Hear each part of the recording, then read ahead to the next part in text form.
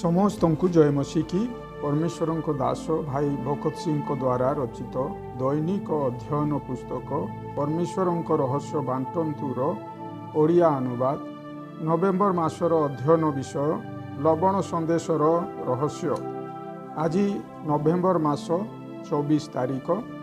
आजिर शास्त्रांश तुम्बे माने मध्य जीवंत प्रस्तर स्वरूप होई गोटे परमार्थिक गृह रूपरे निर्मित हुआ।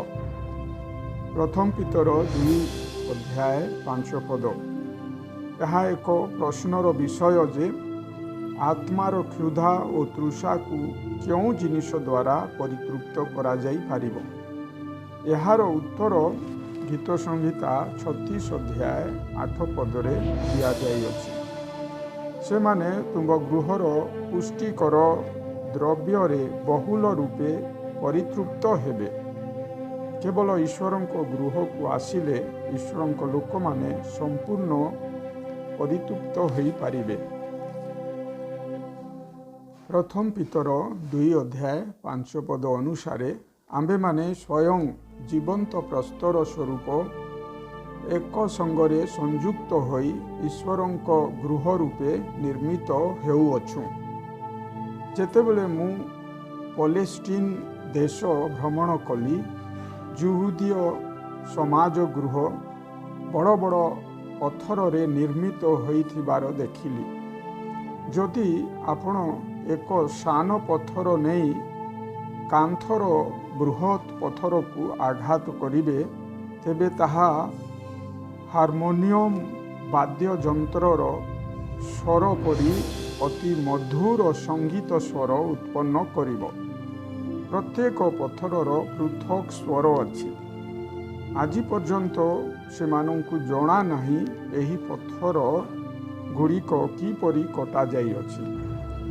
लोक माने बहुत दूर देश गुड़िकरू सही पत्थर गुड़िक देखिबाकू से गुड़िकू आघात करी सेथिर मधुर स्वर शुणिबाकू आसंती। एहीपरि जेबे आपणकर नूतन जन्म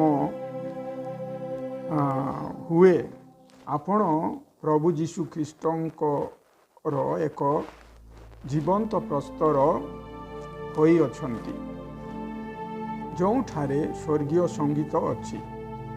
लोक माने आपणकू शाप दियंतु आघात करंतु ओ आपणक विरुद्ध रे मंद कथा कहंतु तथापि आमे तांकु कहि पारिबु प्रभु आपणकू आशीर्वाद करंतु ओ आपणकू आहुरी खुशी दियंतु ओ आपणकू क्षमा करंतु। जदिओ स्टीफान पथराघात करा जाउथिले तथापि से कहिले प्रभु एही पापर दोष तांको ठारे न दियंतु। यार अर्थ से कहूथिले प्रभु से मानंकु क्षमा कर। प्रभु तांकु स्वर्गीय संगीत देले। एही परी समस्त जीवंत प्रस्तर एक सहित संयुक्त होई ईश्वर गृह रूपे प्रस्तुत होउअछंती। या द्वारा प्रभु आपण मानंकु आशीर्वाद करंतु।